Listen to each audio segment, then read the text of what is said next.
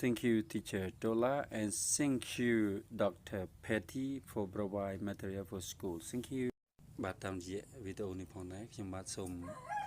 អរគុណជាដំបូងសូមអរគុណដល់លោកគ្រូតូឡាដែលលោកបានលះបង់នូវថវិកាផ្ទាល់ខ្លួនដែលលោកបានឧបត្ថម្ភនៅ Zippo Let's Go To ចំនួន12ក្បាលជូនដល់សិស្សដែលមានការខ្វះខាតនៅឯទីជនបទបាទហើយមួយទៀតខ្ញុំសូមអរគុណដល់អ្នកគ្រូពេទ្យ Petty ដែលអ្នកគ្រូបានលះបង់នូវថវិកាផ្ទាល់ខ្លួនដើម្បីទិញនូវសម្ភារៈចំនួន15ថង់ចែកជូនដល់សិស្សដែលមានការខ្វះខាតនៅឯទីជនបទដែរបាទ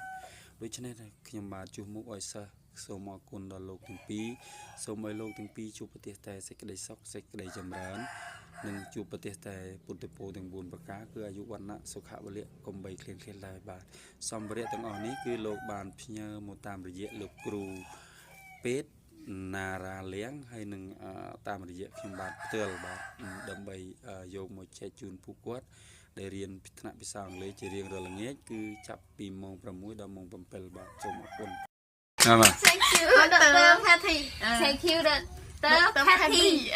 Thank you Dr. Patty Okay Patty Thank you Patty Okay what you want to say thank you for that book Thank you